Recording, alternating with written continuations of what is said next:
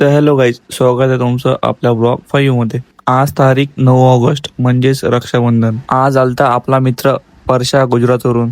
आम्ही चाललो मग फिरायला. आणि खामगाव मध्ये जर फिरायचा विचार केला तर एकच ऑप्शन आहे, ते म्हणजे तलाव. जर ज्यांना कोणाला माहित नाही तर हे आहे खामगावचा जनुना तलाव, जे की बुलढाणा जिल्ह्यातील खामगाव तालुक्यातील जनुना या गावापाशी आहे.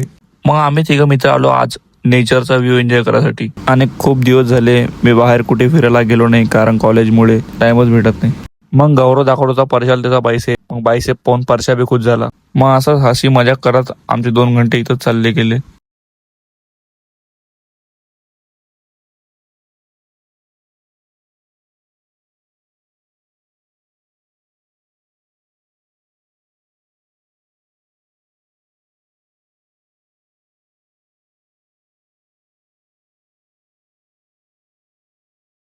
मग गौरवला सोडलं त्याच्या घरी.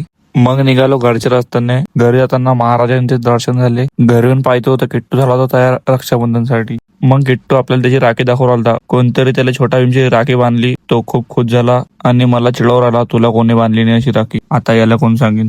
मग एक एक करून सगळे उरलं राखी बांधले. सगळ्यात पहिले आले आपल्या आत्याने मग किट्टूला पण बांधली राखी.